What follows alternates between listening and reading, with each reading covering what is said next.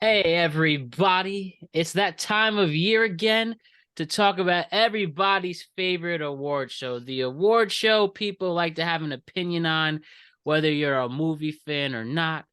A year that people say, I don't care about the Oscars. And then when the nominations come out, everybody gets upset one way or the other. Yeah. And now we're here. And it's been another Yeah. exciting year of movies and a full year of us back in the theaters and honoring the great filmmakers and storytellers we have. So we're back to preview this year's Oscars, and we have our great friend, talented actor. Have you seen him on various productions in the tri-state area? You've seen him on Law and Order, and you're only going to see him in more stuff. Chris Bailey's back. Chris, Hey, guy. what's up? Hey, what's up? What's up, guys? How we doing? This is I love coming back for this, and I love the podcast. So it's always exciting to come back, talk about. It's crazy that it's already been a year since we did the last one. I know, right? And yeah, it was an exciting year. I would even go as far to say that I think I like this year's selection better than last year's. So let's get into it. I'm excited. Dude, I feel the exact same way. And and especially after we all know after the pandemic, which is now reaching 3 years at this point, people really threaten to see where the film industry would go. But now after a solid time from vaccines and all of that, and this is a true, 2022 was a true first full year back in the swing of things, I Yep. would say. And yeah, people just stepping up, and a mixture of both exclusive theater films and streaming service films. It's you can't get upset about it. But besides that, tell the audience what you've been up to, Chris. How's everything been? I've been doing well. I started the year off. It had a good New Year's. Came into the new year. Um, I'm an actor, as you mentioned before, so I've been auditioning. I signed with a new agency at the beginning of this year, which was Oh, which was great. congratulations. Thank you, I appreciate it. And then yeah, just a lot of auditions. I'm living in a new house in New Jersey with two of my best friends, so that's been great. And I've been doing all like the side hustle stuff on the side. I help a DJ out For sure. most weekends, and then I started doing little things like DoorDash and stuff like that just to survive while I'm waiting for the next acting job. But 2023 is off to a great start, and I'm looking forward to seeing what the rest of the year brings. And one more thing I'll say is that I don't know if I can really talk about it, but I do have a small role in a film coming out this year in June. Oh, Um, really? Like a so big that so studio film and uh yeah, it's a couple lines part, but it is in like a pretty big studio comedy. let's go. So again, so you're just gonna keep that part of the down low what the actual project is. Yeah, I mean, I don't. I probably could talk about it, but I'll just keep it. I will post about it when the time comes. So All I'll be right. sure to let everybody know. Perfect. And we at the Productive Conversations and the team love you back and love to see what you're doing. And thank you for all those kind words that you said. That really means a lot to me. And Of course. like I said, I can't wait. And I'll say it again and I'll continue to say it. Just can't wait to see where you go, man. Such a talented person Chris Bailey is. And we can't wait to see the big projects he's in June. And also, Chris was in Law and Order this past year. You could even see him Mm. do a scene with Anthony Anderson. What was that like before? Can you just tell me a little bit about that experience of Law and Order, and then we'll get into the Yeah, of course. Oscars. Yeah, that was it was really. I mean, it was pretty surreal. It was like it's a show and it's a franchise that is so like beloved and like so, like Yeah, it's just every like Dick Wolf owns Thursday nights. Like he has so many shows out, so many different Law and Orders and FBI's, and so like it was surreal being like in that room and like seeing the sets that they use. I got to see the office like yeah, space, and I got to be in the interrogation room, which is obviously a setting that most scenes are shot in. um It was great. It was um Anthony Anderson Hmm. was super funny. And like just a really sweet guy. It was also really cool because I grew up watching him, but then at the same time, the other guy that was playing the other main detective, his name is Jeffrey Donovan, and he was Hmm. in he was in a show called Burn Notice Oh yeah. on USA. If any of the viewers are unfamiliar with that, that me and my family would watch a decent amount when I was younger. So it was cool being them being my scene partners for that. Like, No cause it's way. just, I grew up, Kangaroo Jack was such a big movie for me when I was young too. And Anthony Anderson, is one of the leads in that. So it was just so cool. And, um, I got to shoot 2 days on that. One was on the sets at their like stages area, and another day was on the upper east side. I had to like run down an alleyway or something because they catch me on surveillance. Hmm. And so it was cool. It seems like a lot of New York actors have at least one Law and Order credit. So I feel Yeah. like I've been told it's a rite of passage. So it's that was really really awesome. That's what I was gonna say. It seems you really put that huge check mark on your resume and list. And again, congratulations. Like I said, this is only the start. This is so cool. And when you become an A-lister, I hope you come on some more as we try to Yeah, grow of this course. brand as well. I'd love to. Yes, what a win. What a win. Awesome, awesome stuff, Chris. It really is. So, with that, let's talk about the past year at cinema and our Academy Awards. So, you Hell yeah. briefly mentioned how you felt like this collection of films this year was better than last year's. Can you just can you just elaborate a little more on that for me? Yeah, of course. I mean, just looking off the best pictures Mhm. alone, and it goes even beyond that. I would say I feel like there, and I think I probably said this about last year too, but I feel like this year especially that Mhm. it's such a diverse uh group of films, and it was a lot of things that I think people are eager for these days. There Right. was a lot we had the personal family dramas, we have the sort of eccentric strange artsy type films, Mhm. we have the action packed blockbusters that honestly, it would seem are keeping theaters alive. In Right. when we talk about like at the Avatar Way of Water, we talk about Top Gun Maverick. Um, it was just that there was a lot of I think different vibes and things that caught people's attention this year, and I think it led to an exciting year. At the theaters. Um, and I struggle to I'd have to pull it up, but I struggle to remember. I don't know if last year's was as memorable as this year. I think this was a really good year.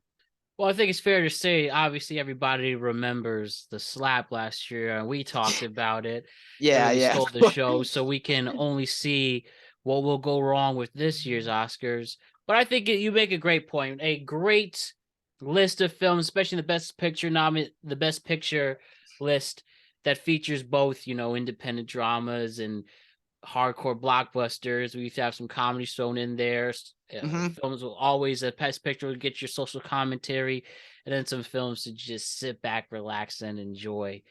And I will say there is one film in particular that I think will really be highlighted in this, and I'll elaborate that throughout. But besides that, I just love the mix of both streaming films and then going to the theater and enjoying it, even if it costs $20 to get in. But what are you gonna do?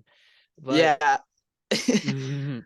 No, you gotta hop on the AMCA list if you haven't already. That's what I've been doing recently. Yeah, I've been needing to do that. Now I've usually get my film watching in right before bed, at least this past year. I will go Okay, to the cinema. I try to go every other weekend. But we're just trying to fit in our ways in our busy lives while growing. But of course, I yeah. can't wait to see more of the films in the I would say I went to the movies. I went to see 10 in the theater 2022. and the rest of them are my iPad and then whatever TV I'm watching. But soon, especially when we get some more free time, we'll be sitting back, relaxing, and having our theater experience. Yeah, of course. But yeah, it was exciting. I'm excited to talk about all of these categories. I feel like I had a thought of something, but I don't remember what I was gonna say. The AMC listing took me. No worries. But the um, big thing, the free plug, get your AMC passes to just slip right in there. Get your in the improved seating facilities, and let's keep these theaters alive. And that's yeah, the one thing that's I exactly. think we can assure that the theaters aren't going anywhere. Now it might be mostly franchise films, and you'll have to go to your indie theaters to check out, the more human interest stories. But still, a movie's a movie, and we can enjoy it one way or the other. Exactly. So let's get to it. Let's go through our categories like we did last year. So we'll go through each of the big categories. We'll go the obviously the acting categories, best picture, directing, and screenplay, and all of that. And then of course we will react to it early next week, and we'll see where we are right once again or wrong, and then we'll see what the big controversy will be this year. Yeah, I don't know if I don't think we'll be lucky enough to get any violence or slaps this year. Yes, Jimmy But Kimmel I said guess he's you never know. Jimmy Kimmel said none of that. He's not for it. Yeah. He literally said, "I will beat the shit out of someone who tries to slap someone." I mean, So it's like, they'll bring that up. That'll be a joke in this year's though, 100%. nothing has been more obvious in an awards show this year. And Will Smith is banned. I think he's banned 5 years from the ceremony, so they won't keep the tradition of the best actor nominating the best actress. So we'll Oh, that's right.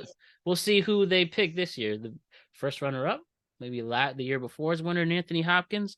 We will have to see. But let's have some fun. Let's break down these films once and for all. So the big thing we're all waiting for, the Best Picture nominees. Who does Matt and Chris think is going to take home the golden statue? Now, we have a nice, diverse list. I've seen every single one except Women Talking, but I'll still see it. And the Best Picture nominees include Netflix's All Quiet on the Western Front. We have Avatar: The Way of the Water, The Banshees of Inisherin, Elvis, Everything Everywhere All at Once, The Fabelmans, Tar, Top Gun Maverick, Triangle Success, and then again, Women Talking. Those are your 10 Best Picture nominees. Christopher, once and for all, for the 95th Academy Awards, who do you think is going to be the Best Picture this year? So I'll start off by saying I've seen every single one of these besides I'm gonna watch Tar tomorrow, I believe, because yes, check it out, Peacock. For those who are wondering. I think it just got put on Peacock, and then I do still need to see Women Talking. I haven't found where I could watch that one yet. So speaking on those really quickly, I'll just say that I've heard both of them are excellent, and yes. but I mean I feel like there's a couple that there's a lot actually that I would be okay with winning, but I think that ultimately they will go with Everything Everywhere All at Once. Yes. At least that's what I'm hoping for. Listen, and I'll spoil it here. I think Everything Everywhere All at Once will have a historic night. I really think they could sweep almost all of their categories except the ones where they've double nominees. Not taking away from the other films, because like you said, there really are some great films. I mean, All Quiet on the Western Front, which is obviously a classic book and was an original film in the 30s, which was a very hard-hitting war film. I think The Fabelmans hit a special place in people's hearts, obviously honoring Steven Spielberg's story. Elvis was very surprising. What a very good Baz Luhrmann movie that was. Yeah. The Banshees. I enjoyed it. I enjoyed all of those quite a bit, and because they're all very different too. Yeah, Triangles of Sadness. Now, I felt that was a great movie up until the third act. I think the third act was a little all over the place for me, at least. I could see I what. actually I actually just watched Triangle of Sadness right before this, and Mhm. I would agree. I would agree with that. But yeah, but besides that, all really enjoyable, and and I'm sure Women Talking will be the same way. And but for me, I agree with Everything Ever All at Once for Best Picture. That is a special movie. I really think Hmm. movie comes out in April, and yet we're still talking about it a year later.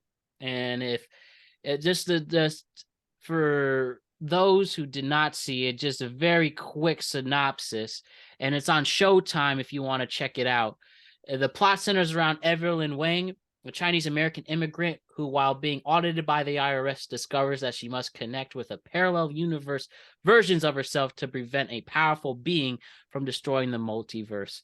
And I know that's very heavy to read at first, but it's a well produced drama film that hits every single hits every aspect of filmmaking you want to see.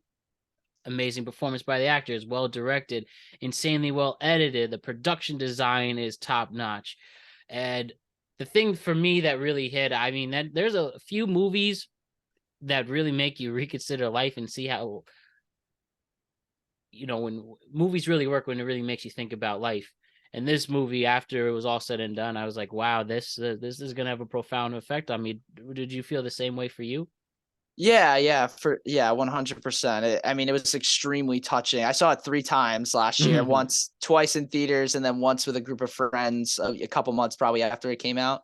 Totally worth And it. yeah, I fully agree. It was, well, first of all, I thought I feel like multiverse concepts can be sort of difficult to digest at times, but I felt like the Mhm. Daniels did a nice job of sort of laying it out and explaining it without, talking down to the audience too much, or Yeah. like they trust us to sort of follow along, but they also give us the tools to sort of help guide us a little bit. Hmm. Um, but yeah, I think at the end of the day, it's like it was a beautiful story of Yeah.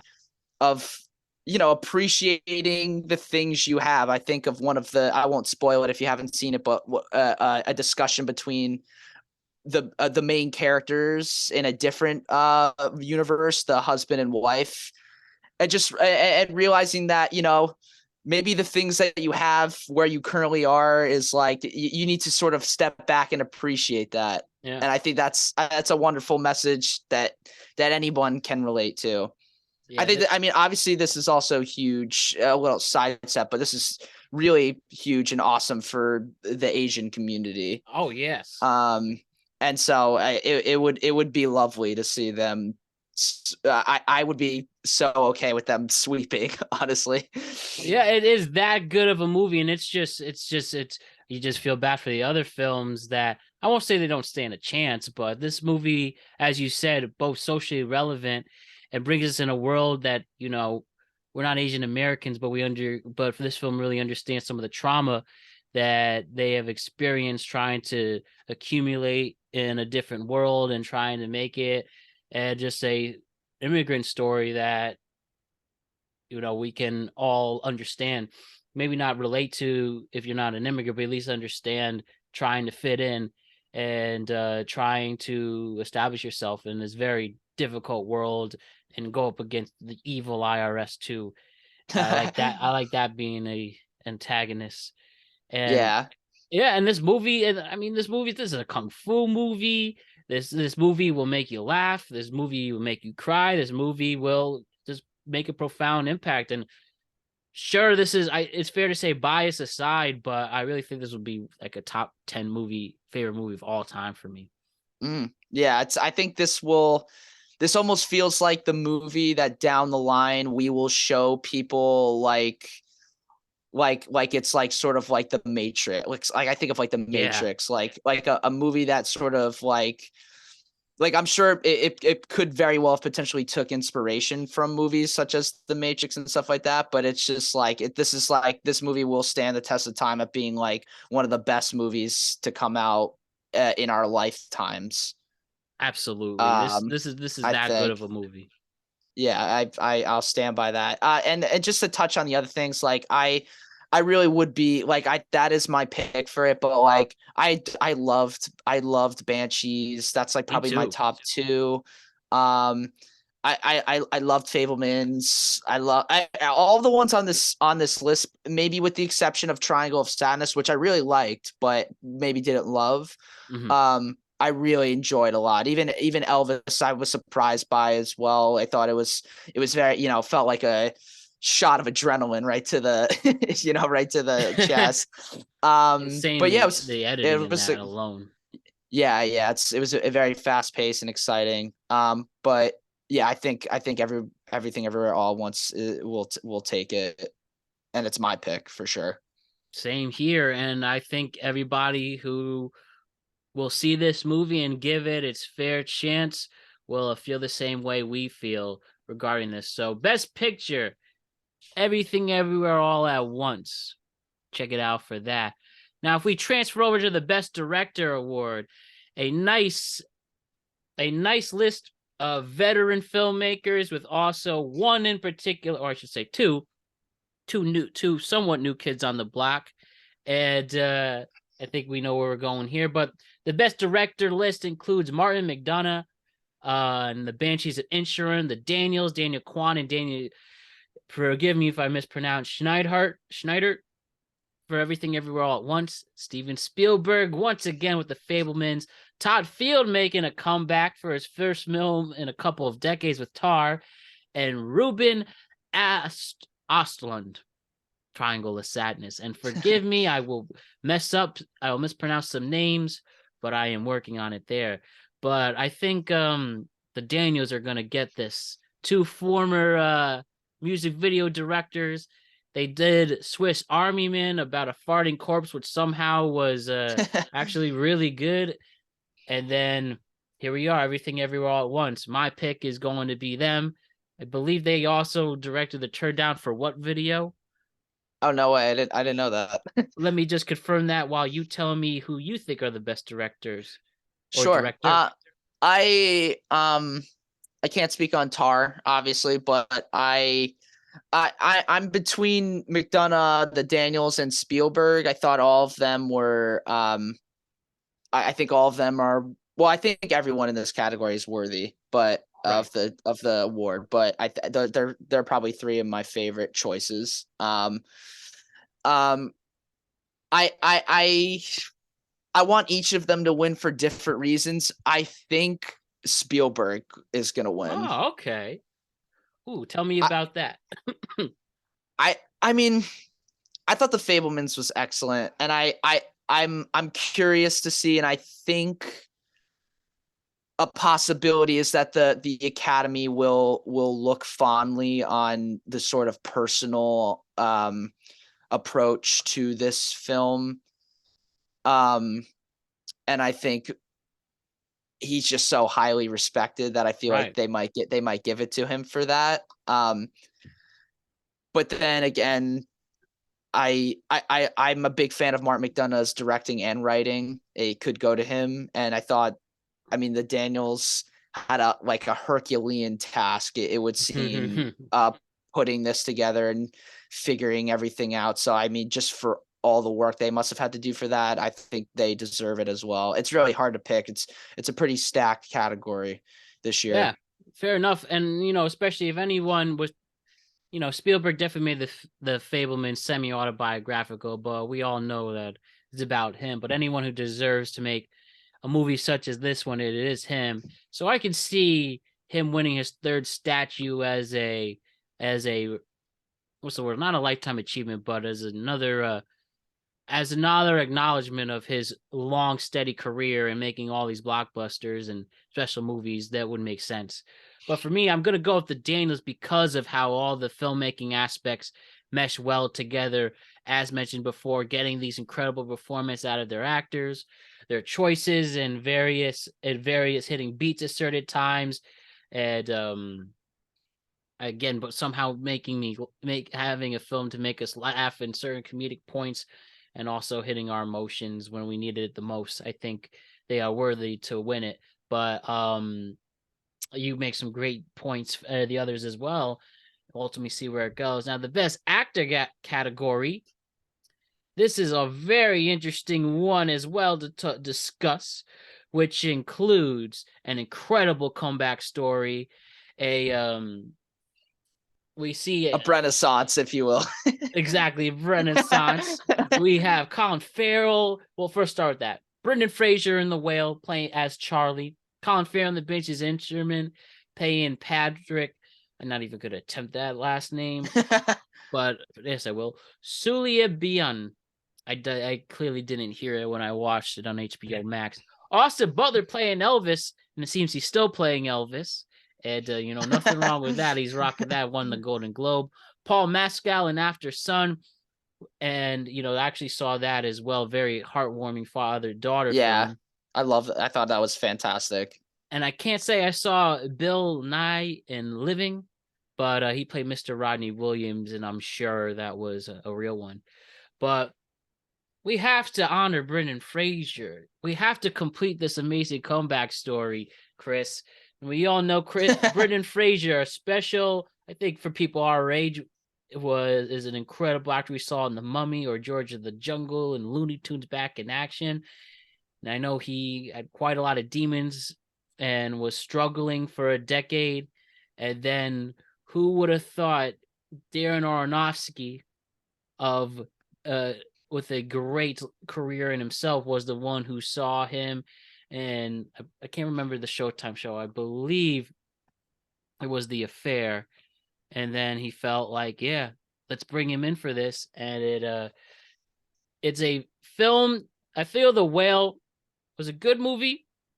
Maybe didn't love it as much, but Brendan Fraser makes it worthwhile watching in a very convincing performance as an obese college professor trying to reconnect with his daughter.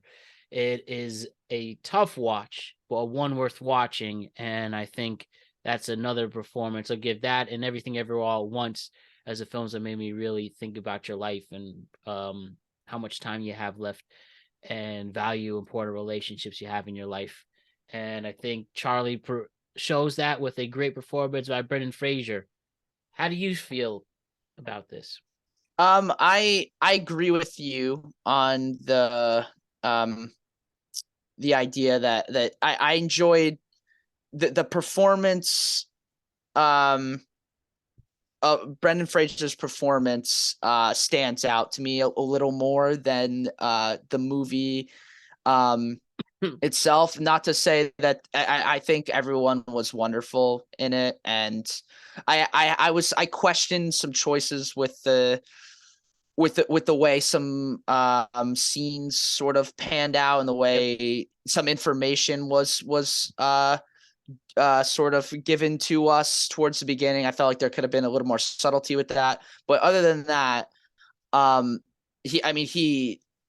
he like broke my heart. Like he was fantastic. And it just, you could just see him, like when you forget that these people are acting, like that's like the point. And like, he just felt so connected to every single thing. You could tell he clearly did, his homework. It to me, it didn't feel like that is something that could easily become like a caricature.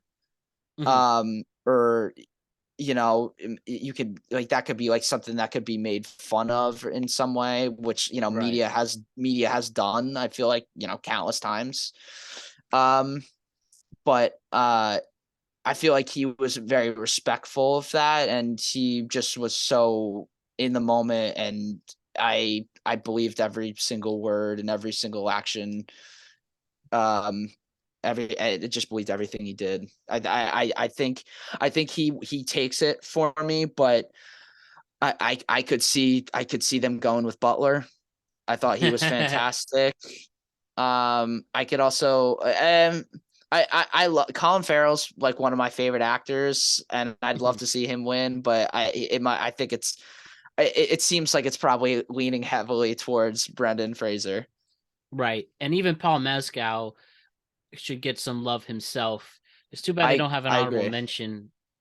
Yeah, Well, it can't be an Oscar, but at least list. But he, he was incredible, and I think his time will come. I don't know if oh yeah, if he will get nominated again, and I think he is a surefire win at some point. I think this is only the beginning for him. And Bill Nye, I haven't seen Living yet either, but I mean he's an iconic actor. yeah. I love Davy Jones from Hmm. Pirates of the Caribbean is one of my favorite. Obviously, I know there's a lot of effects in that one, but I mean he's incredible, and so if he won, it would be understandable as well. I think all of these actors are worthy of the award. Yeah, and also with the Elvis role, Austin Butler, who we will see have an established career more beyond the Disney Channel Nickelodeon kid. And look what he's done now. And I mean, he really was Elvis. His nuances, obviously his voice that he's still bringing with him, and he's just yeah, I mean, I felt like I was literally watching Elvis, not to be cliche like that, and there is something to that. But Brendan Fraser, I think it's his time to win an Oscar for his role. And as we transfer over to the Best Actress side, we have Kate Blanchett in Tar, which I mean, Kate Blanchett.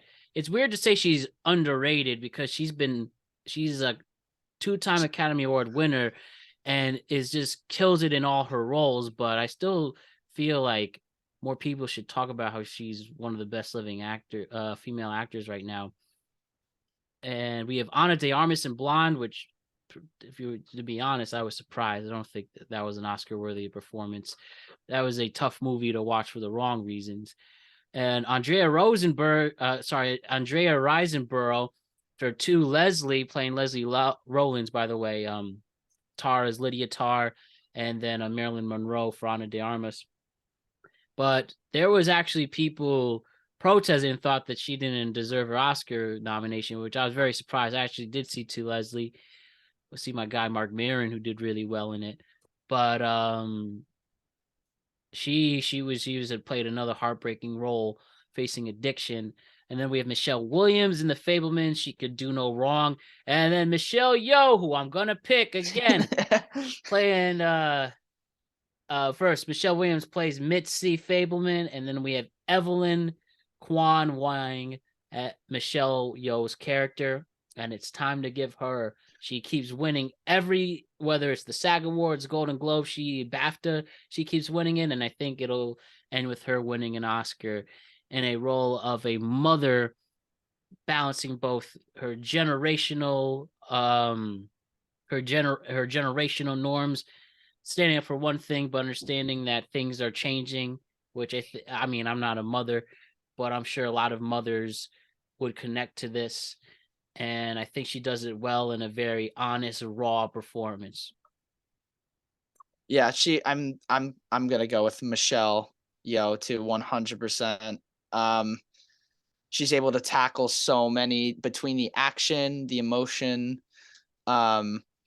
It's a very the movie moves at a mile a second. I feel like in a good way. It doesn't feel rushed. And I was so impressed off first viewing of just. I mean, she's been at this for a while, and she's absolutely fantastic. But it's just so impressive to see an actor who can sort of just be in the moment and okay, I'm talking to one person now, but then I hear like there's something going on in the other room that I need to address, like that opening laundromat scene. There's so many different things, and I just her use of the space and her just the way she would navigate different tiny little interactions was masterful. And obviously she has experience with kung fu and the action, so she was electric in those scenes. I 100% think that she should take this home. I haven't seen Tar, as I said, yet, but I've heard Kate Blanchett is fantastic. I haven't seen Blonde, and I have not seen To Leslie. I heard Blonde was a really rough watch, and I honestly don't really intend on watching Blonde, if I'm being honest. You don't need to. It's a fictional story about Marilyn Monroe as well, and I think It's a bit excessive to be blunt about it. Sort of what I heard as well. I heard Andrea Riseborough was excellent, and I mean, if I had to pick a runner up, I'd pick Michelle Williams at the moment because I thought she was really, she gave a really beautiful performance Yeah, as Steven Spielberg's, or I guess the interpretation of Steven Spielberg's mother. for sure. And she also played a character with legit flaws and some flaws that really upset you as the viewer, which is, I think, the point of a very good character that you like, but also like, wow, she kind of sucks too. But I think that's just on and Yeah, honest just performance out of it. yeah, just I mean that's like just the flaws are like what make us human at the end of the Right. day. So like it's it's you sort of shake your head and going like why would you how could you do something like that? But then you got to sort of dig deep a little bit and maybe try to see where they're coming from on their side. And Right. as you said, that's what's exciting about a character is when not everything can be amazing. Like we need to see a sort of peaks and valleys Yeah, we need to see and some arcs legit within a conflict. character. And Michelle Yeah. Yeoh, talk about those arcs. I mean, when I see her kicking some ass in the kung fu scenes, and then I see her at the end with how her character grows up and how she's able to fit into that character development. What a win for Michelle Yeoh. And just curious, in an alternate universe, I guess the character was originally intended for Jackie Chan. I don't know if you heard this story. I That did. What do you think? You think he would have been able to pull this off? Um, It'd be a very different movie, I would say. But I mean, he would obviously be able to handle, I think, sort of the fight sequences and stuff like that. But I think with the story that they were telling, it was just it ended up being like sort of lightning in a bottle, sort of like cast and story. Like I can't really imagine him doing it at this point because I'm so like attached to how it was done, you mm, know? I definitely see what you mean. But I think the right thing happened, and it was Michelle Yeoh's role. And there's no doubt in my mind we'll see her with a golden statue.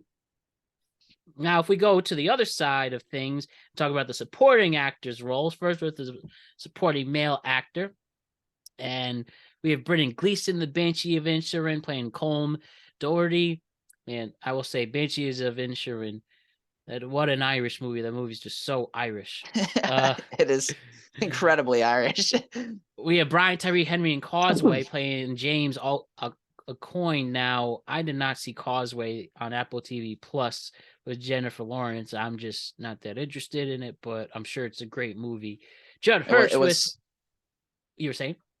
or I was just commenting that Causeway was very good, and he was quite excellent in it. Oh, then maybe you changed my mind. Maybe I'll give it a chance. I always trust the Chris Bailey's opinion.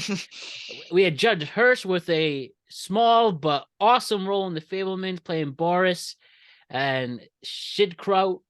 Oh man, I can't wait to see reactions with those mispronouncing names, and they're just going to continue. But we're going to keep trying. Barry Coogan in The Banshees of Inisherin playing Dominic Kearney, and then Ki Hu Kwan, Everything Everywhere All at Once, playing Wayman Wong. Come on, we have to give it to Ki Hu Kwan, the man with an incredible comeback story himself, from Short Round in the Indiana Jones franchise to this, taking almost a 25 year break from acting due to his Mm, troubles getting cast in roles. And look at him now with a very, very emotional performance. That guy made me laugh the most in the movie. That guy had some powerful quotes that I'll always play in my head, and just one of the most raw emotional performances I've seen in a long time. Another obvious one, somebody who keeps winning in award season. This is going to mm. be a special night for him. What do you think about this, Chris Bailey? I mean, I think this is honestly, this is like usually always my favorite category every Mm-hmm. year because the supporting actor and actress, I feel like they're so interesting because the characters you find within the categories are so like they really like they're they're obviously not the leading it, but they most of the time they, in my opinion, steal the show. Yep. And I gotta go with Ki Hui Kwan here. If forgive me if I'm pronouncing that wrong. Yeah. But he was, it's another one sort of in the similar vein of Brendan Fraser, where it felt so like incredibly genuine, that it was just it was so moving, and some of the monologues that he had, I mean, if you've seen it, you probably know he has like the Yep. line, he has like the line of the movie, um Oh the yeah. one the one that everyone sort of looks back and makes edits about on TikTok. um And rightfully but so. yeah. I think, as you said, it's sort of like he's sort of ran the circuit at this point of winning all of the other awards. I think this ceremony will be no different. I think he's taking it home, and I think the speech is going to be beautiful, as the rest of them have been. Oh Um, yeah. and I just to touch on the other, I've seen all these other performances, and I think they're all fantastic. Um, um, and so I would be happy with any other win, but I think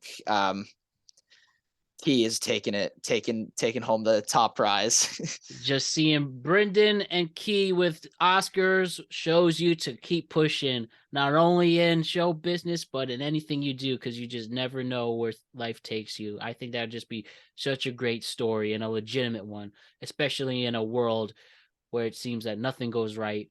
At least here, with some actors who take the time to entertain us in this tough world, they should rightfully win their Oscars and show why you can't give up. Awesome stuff there.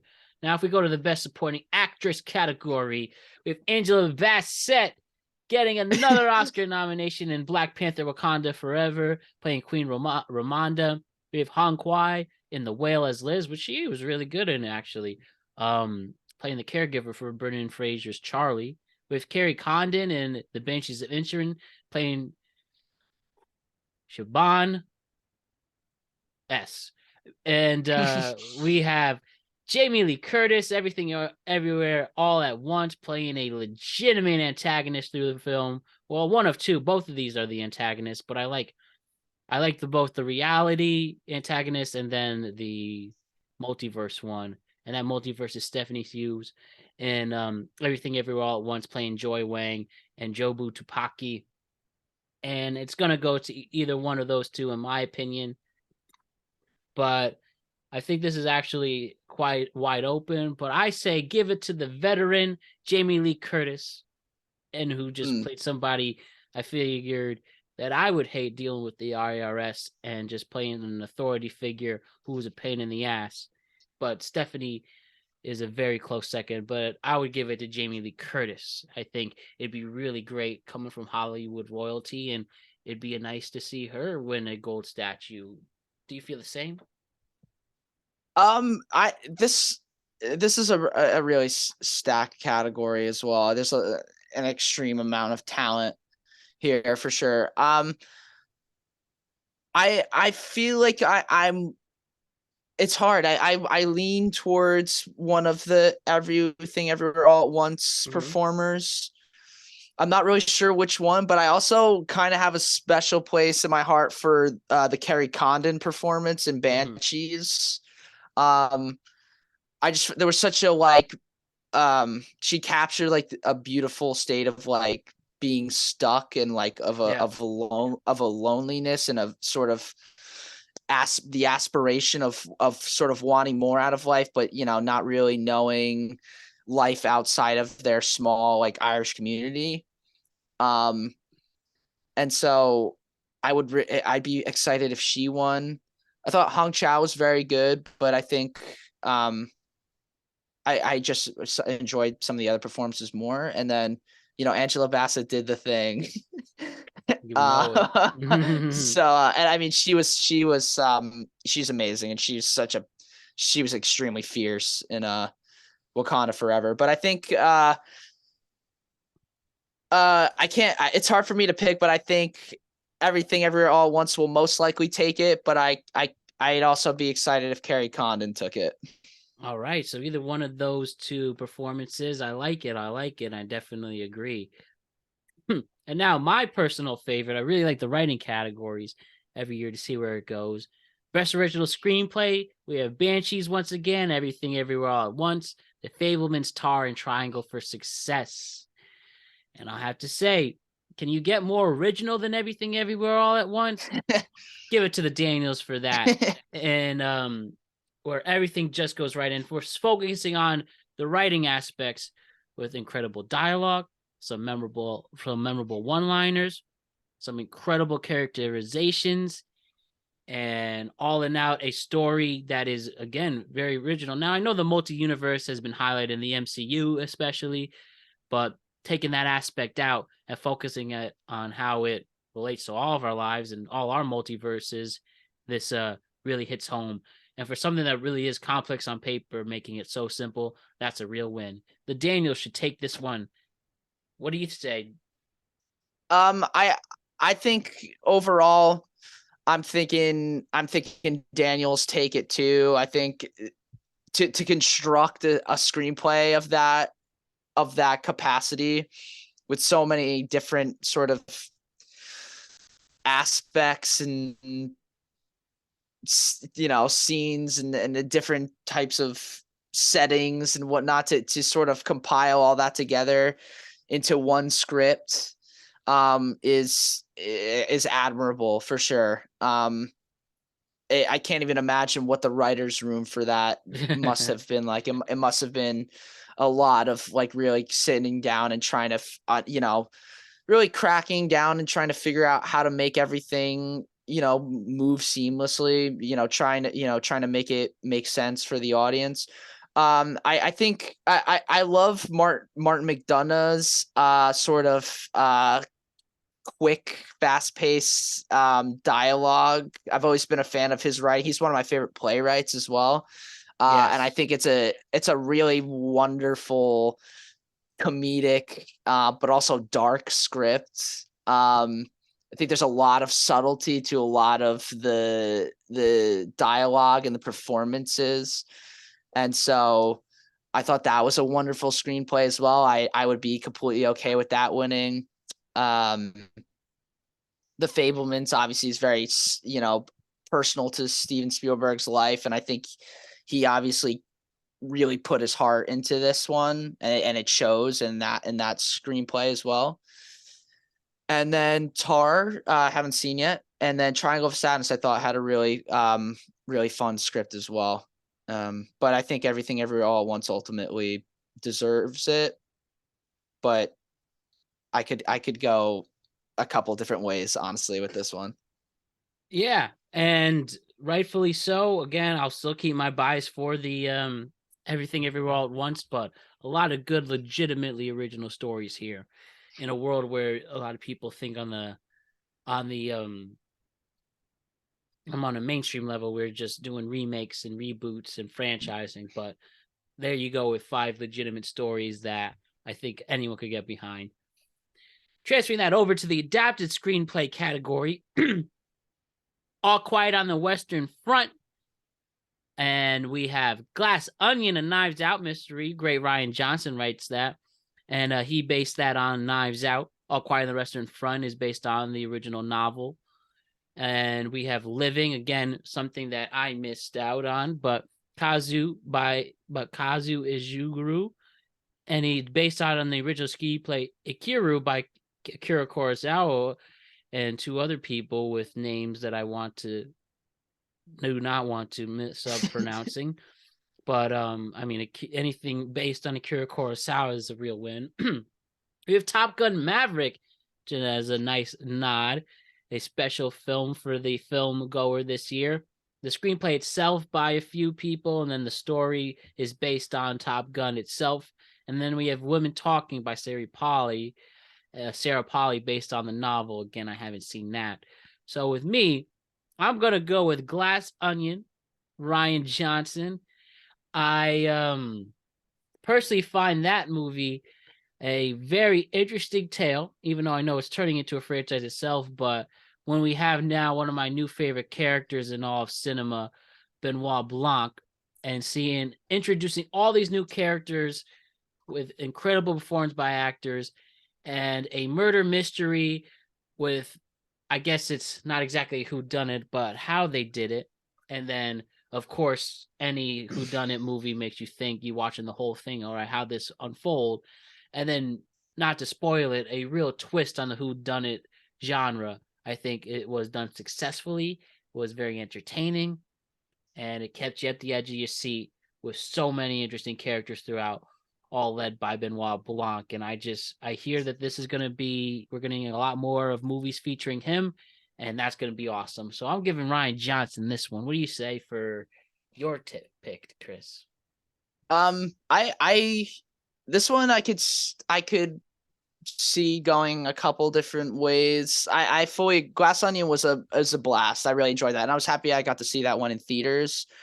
In the brief span that it was out near me. I think it was like a week release. Mm-hmm. I think I find it very impressive when a writer can sort of subvert our expectations and turn the whodunit genre on its head. Just when Yeah, you not think easy. that just when you think that there isn't anything else you could do with it, you learn that, there's, when you really sit down and think about it, the right writer can sort of open your eyes and make it fresh again. So yeah, Glass Onion, I could see definitely winning. I loved All Quiet on the Western Front. I thought it was, I've never read it's based on the book, you said? Yes, and I don't know if you ever see the movie back from the early 30s. I haven't. Very, very good. Very, I think, God, it's very special actor, original actor is in it. Sorry. No, I guess not. Um, yeah, back in the 1930, based on the 1929 novel, which I've seen, like, is very, very old movie, but very entertaining too. And this blows it away. Even though I think the remake is much better, or I should say, this adapted version is much better. It is still a classic there. But I could definitely see why you'd say best that I think just adds a little more to the war genre. And I know war genres, there's just so many and there's just so many of them, and I know that as any genre, it has its tropes that we see over and over again. But I think in this particular case, really focusing on the characters a little more than the war itself, I think was a real highlight, and why um it can get this win. Yeah. No, I thought they were able to really depict the brutality and the unforgiving nature of war. Mm, And as you said, yeah, focus a little less on character development. Although we do get a decent amount of on specific characters. We learn a little bit about their past. But I thought it was heartbreaking, and just the cycle of violence that I thought they captured that really well. The sort of sending the uniforms being just sort of recycled for the next group. That right. there was a lot of like really like tough images to stomach. And so I feel like I'm gonna go with either one of those. Although I loved I thought Top Gun was fantastic, so Yeah, I'd be okay with that too. definitely would feel the same way. So now if we look at the best cinematography category, another favorite of mine, of course, and best cinematography, getting the overall look at the film, and we have All Quiet on the Western Front. We have Bardo, False Chronicle of a Handful of Truths, something I missed out on, did not see that. We have Elvis, Empire of Light, and then we have Tar. So I did not see Bardo or Empire Light, but I did see Tar. I did see Tar, All Quiet on the Western Front, and Elvis. And might as well talk about it here again. I think All Quiet on the Western Front, very dark, very claustrophobic, very anxious, and I only wish I saw it in the theater so I can have those emotions pushed a little more. I think they were successful in bringing me in that war environment, and I really felt like I was there, even if that's cliche to say. I really felt like I was put in that this terrible conflict the world was dealing with in World War One, which people say is the deadliest war on record, and that really was apparent here. So I'm going with All Quiet on the Western Front with James Friend as the winner for best cinematography. Yeah, I could totally see it going that way. I thought it was they really captured, as I said before, just the absolute carnage and the sort of it was really it was tough to watch, and they were able to show us that really well. I did see Bardo and Empire of Light, and they were both really shot really well. I know Roger Deakins, I think, did Empire of Light, and Yes, he he's did. he's iconic. Bardo was really cool. Bardo was another one where I love Alejandro Inarritu. And this, I don't know if this is my favorite out of the movies he's done, but the cinematography definitely was a standout for sure. It was very abstract. It showed a lot of really like it follows a Mexican journalist sort of going through his past, and it sort of collides with the future as well, and you see a lot of events and sort of things pan out in a very sort of big way, and there was a lot of exciting things happening on screen. So I would honestly go with All Quiet or Bardo. Yeah, and I would like that. Excuse me. I would like to see that actually. Inarritu's had his films are a shot as good as it gets, and I know he switched cinematographers for this one, but I'm gonna take your word for it. But I would do think All Quiet on the Western Front will celebrate that category. Now, best animated feature. Chris, I really started to not that I didn't, but animated films, I really understood its significance as a whole, if that makes sense. Like, wow, like I don't know what it is. When you watch cartoons as a kid or animated films as a kid, you just love how it looks. And then really seeing the filmmaking aspects, the older I get, I've just appreciated animation a lot more. So I took this category a little more seriously than usual. And let me tell you where I think this is going. We have Guillermo del Toro's Pinocchio.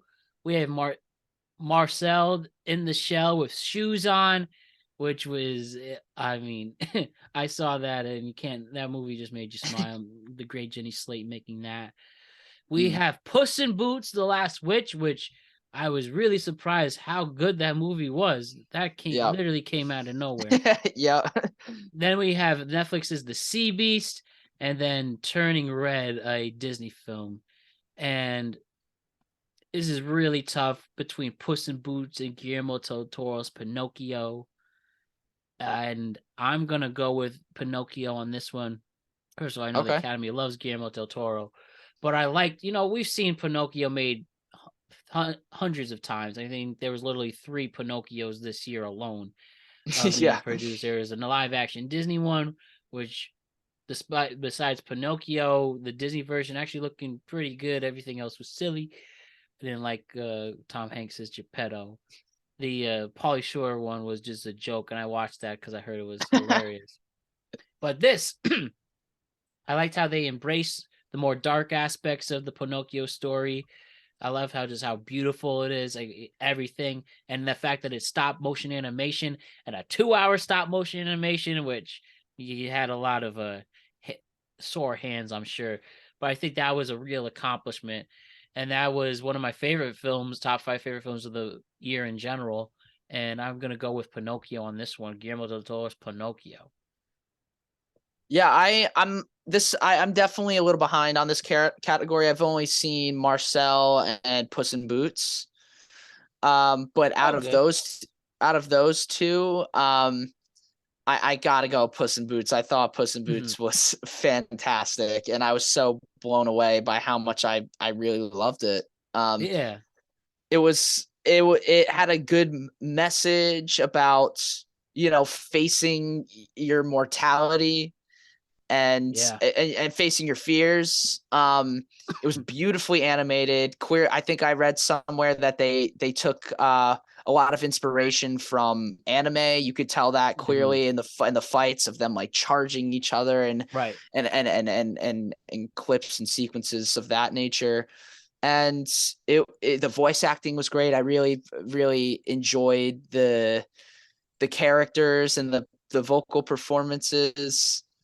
And it was just a quick and fun and really joyful, and also at times kind of heartbreaking animated movie. And I think the biggest thing was that it just shocked me so much. I didn't even really intend on seeing it, and then I'd heard so many great things about it, and I had Same some free here. time. I had some free time one day, and I was just like, okay, I'll go see it. And then I really was. It was like I had already made my top 10 of the year for 2022, and I saw it a little after. But if I had seen it before, then it may have made the top 10. Ah, fair enough. And especially 10 years in between sequels, even though it seems to be more of a thing. But yeah, it just really did it well, and I kind of forgot about it. The Puss in Boots character, because I didn't Shrek movie hasn't been made in a long time, and there you go. A very fun movie. And that's all you need sometimes, just a fun movie. And I will say this year, I love documentaries, but I did not see one documentary in the categories list this year. Did you by any chance? I just want I that on the I I record. I did not as well. I could definitely be way better about that. The only one I've heard of is Fire of Love, but Yeah, I did not get a chance to see them.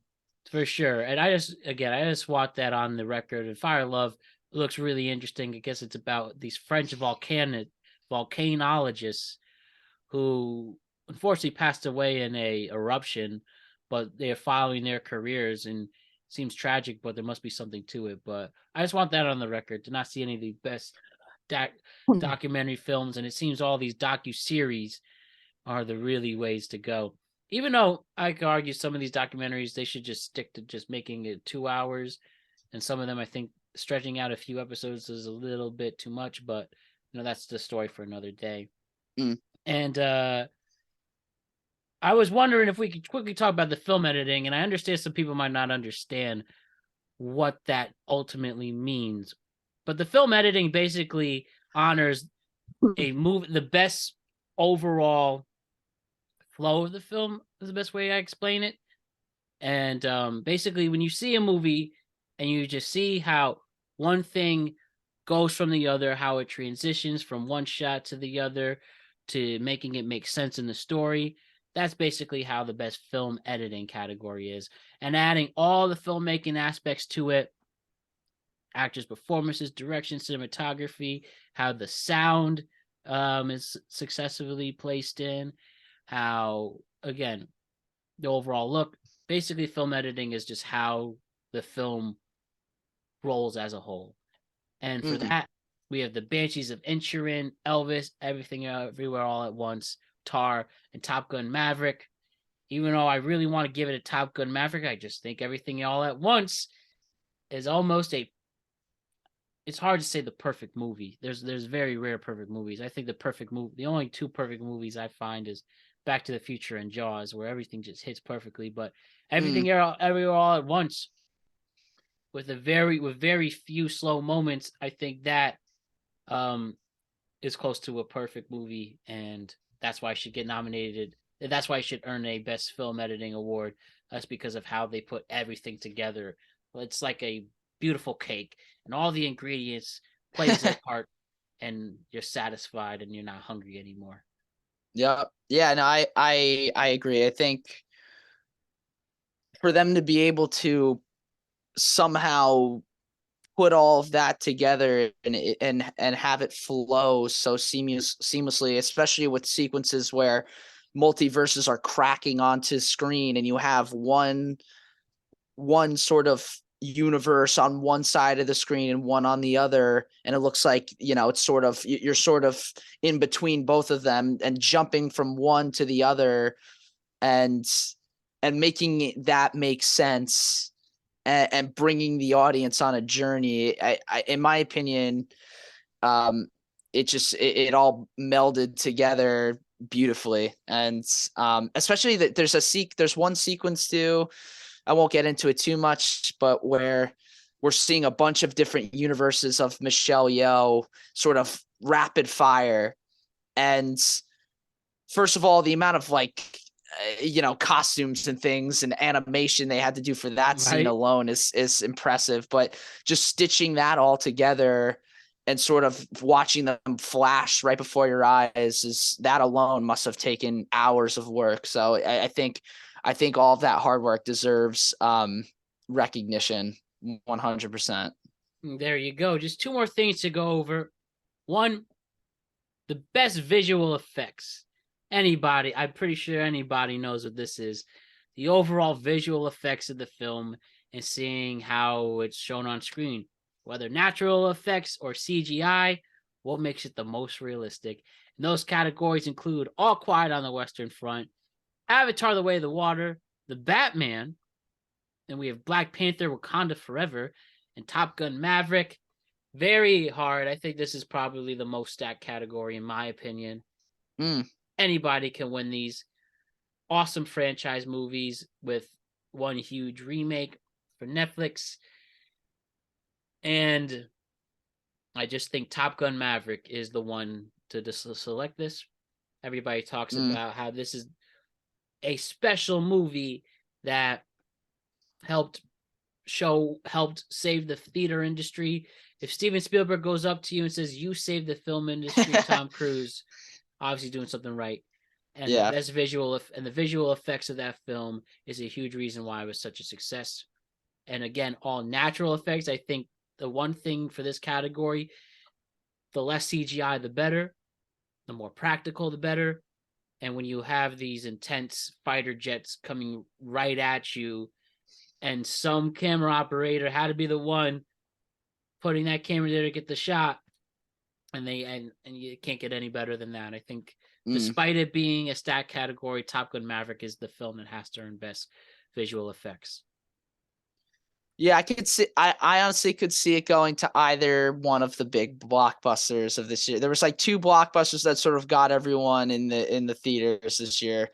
Top Gun: Maverick, amazing flight sequences, and just a wonderful effects. And then I could also see Avatar taking it as well, because I mean, we thought the first movie was revolutionary when it came out in terms of effects. I mean, now I thought that's what stole that the effects stole the show for me in Avatar: The Way of Water. I enjoyed Avatar: The Way of Water. I wouldn't say I was, in love with it, but I had a good time at the theater watching it. But I thought the CGI combined with the practical use of water and any sort of practical element, I thought that was blended so wonderfully. Immersive. Yeah, you really feel like you're swimming with the Na'vi, and it was great. I think either one of those, it's almost 100% gonna take it.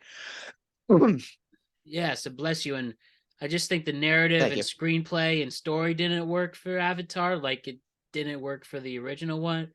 But yeah, visually speaking, it mesmerizes you.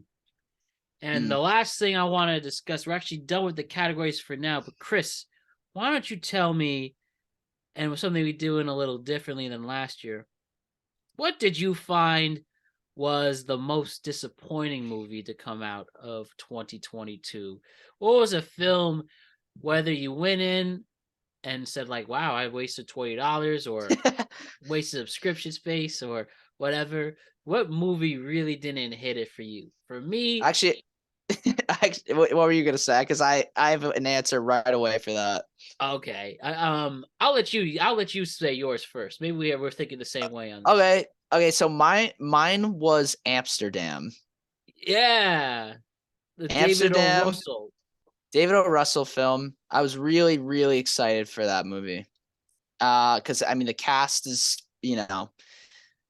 almost every A-list actor you could think of Yeah, right. is in that movie. And there's some great performances. I love Christian Bale, so he's sort of stole the show for me. But I just found it the more I thought about it afterwards, it was promising towards the beginning, and there were some flashbacks I really enjoyed. But then I found like the second act all the way to the end of the third act, like sort of just I found myself so uninterested by the Mm-hmm. end, and I was just really let down. There was like I guess they were trying to make it a twist at the end that didn't really have the impact that I think they wanted it to have, and just in my opinion, and it just fell flat for me. I don't know. It was definitely disappointing, and it got more disappointing the more I think about it. Actually, I don't know if that was the most disappointing movie for me. The worst movie I saw last year, in my opinion, was Jurassic World Dominion. I was not a fan of that at all. Really, what made you not like it? I just the performances are good. I was excited to see the original cast back. Mm-hmm. Um, there were some fun action sequences, I guess. But overall, there was just so much they could do with the premise, and they focused on like this random locust plot when I really just wanted to see like dinosaurs and humans, and they're sort of trying to coexist, but we get this random sub locust plot thrown in, and then it just, and like the big bad at the end, like we've always got the T-Rex and whatnot. It just felt like they were it didn't work for me. It was, the dialogue was really cringy at times, which you Yeah. can expect in an action movie like that, and that's fine. But just yeah, those two movies were wildly disappointing for me. Yeah, when it's not fun, just straight up silly, and not a good silly, it's the worst. And go back to Amsterdam really quick. I think it's just that was a movie of quantity over quality, as you said, just so much talent, and they all were just kind of there. And I think it was just it tonally didn't make any sense. Um, I didn't even know how I was supposed to feel at certain aspects, and sometimes I think it was a bit too ambitious for its own good. But yeah, with the exception of the three leads of Bale, John David Washington, and Margot Robbie, I think they couldn't save the film ultimately, and well, too Mm, bad. The worst movie for me was Blonde. I think it was. I okay. thought it was a real joke. So the Marilyn Monroe, it's not a biopic because it's completely fiction, but there was just some uncomfortable scenes to watch that didn't make any sense. There was. I love Ana de Armas, I really do, but I did not think she Yeah. was. Think she was miscast in that role, and I just think it's just so excessive and just straight up disgusting and gross. Sometimes it's not worth it. So I don't think you need to watch it. So don't waste your time. And the movie for me disappointing. I actually didn't. Most disappointing for me was Babylon. Damien Chazelle's Babylon. Really Yes, I wasn't a fan, Chris. I thought the 3 hour runtime wasn't justified. I felt interesting. that Okay, interesting. I didn't like the characters in it. There, I didn't know who to root for at times. I really wanted to like it a lot, but by the time the first hour was done, I was already like, when is this gonna end? Checked out. Yeah, I was really checked out. I felt it was just Once Upon a Time in Hollywood, a little less violent, That's and it's just the '20s version of that. And you just happen to have two of those leads in there too.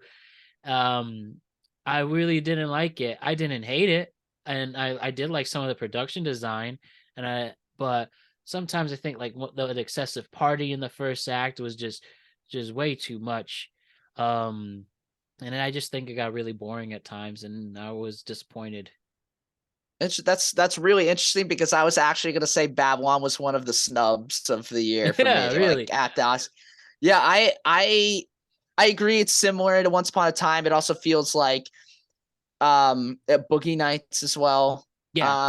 Yeah, I didn't think about that. That's a good I comparison. love Damien Chazelle, and Me I too. honestly thought it was one of the for me personally, it felt like one of the faster 3 hour movies for me. I was engaged like the whole time.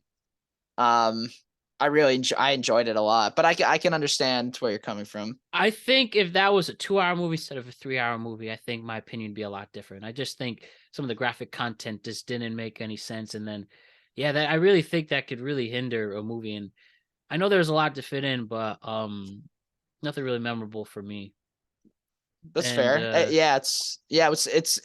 It's interesting to see like they're like just like reading about like the marketing campaign because it seemed like it didn't really do hit at the box office at yeah, all. and you make some great points too, and I definitely see why people like it. It's just for me personally, it was just so much all over the place, and because it was so stretched out, it just didn't work. So, in my opinion, but That's fair. we'll see. Maybe in down the road, it might get another chance and a It revival might, in that sense.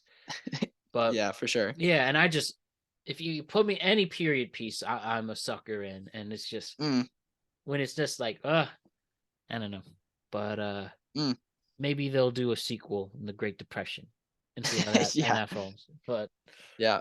I don't know, man. But ultimately, another good year in the movie for the movies in the books. Is there anything you're really excited for next year? By the way, just curious, like this upcoming year, Right, like off this the top of year. your head. Right now, off the top of my head, uh, the two that I'm probably anticipating the most are "Beau's Afraid" by Ari Aster, who Yeah, yeah, yeah. directed Hereditary, Midsommar, and then Oppenheimer by Christopher Nolan. Oh, we know it's a Christopher Nolan year. Um, And I'll give an honorable mention to the Barbie movie. yes, yes.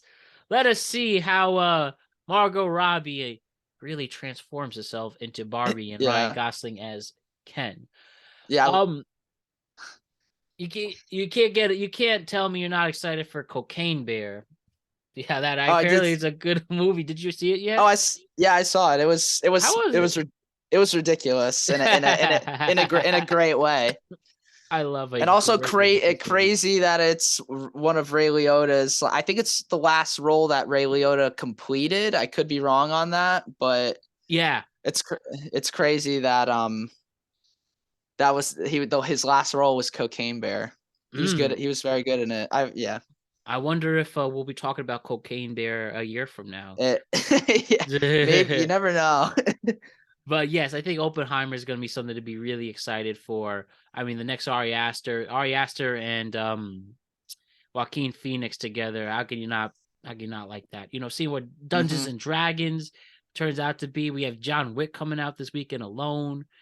hmm I think that's going to be really cool. And what was it? I'm sorry. Look at I like to see what they do with the next Spider-Man Across the Spider-Verse. That Oh, that's sequel another there, one. that's gonna Yep. be a big deal. Um, a lot of great stuff is on the horizon, and how can you not be excited for it? It's gonna hmm be a really really good time, and we'll ultimately see where it goes. But for now, that completes our Oscar preview. Like I said, we'll check back in early next week to see how well our expert analysis and predictions went. And I really appreciate this, Chris. Thank you so much for another stellar appearance here and always gracing us with your great talents. I really appreciate it. Yeah, of course. This is great. I love catching up, and I'm excited to see the results and if we were right or not. Oh, man, I have a good feeling we have a Maybe we'll lot of get good things to talk about. maybe we'll get a punch this year Oh, instead of a slap. just a straight out brawl at this time, a 5-minute boxing match. Will Smith and Chris Rock. Yeah, an RKO maybe. Winner gets the Oscar. Yeah. But thanks again, Chris, for your time, and we'll see you next week. Awesome. Thank you for having me.